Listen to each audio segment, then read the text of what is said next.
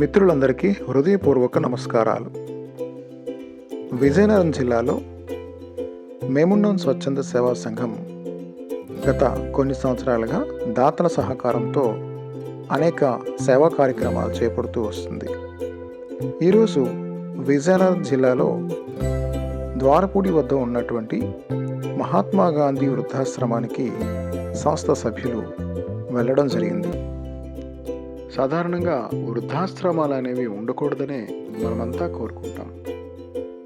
కానీ ఇంతమంది నిరాశ్రయులకు ఆశ్రయం లేకపోతే పరిస్థితి ఏమిటి?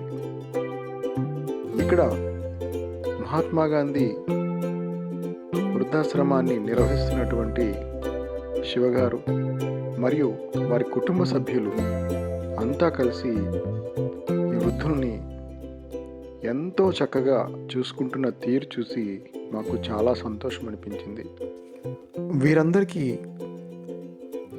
మేమున్నామనే భరోసాని కల్పిస్తూ ఈరోజు ఇక్కడ ఓ చిన్న సేవా కార్యక్రమాన్ని మేమున్నాం స్వచ్ఛంద సేవా సంఘం దాతల సహకారంతో చేపట్టడం జరిగింది.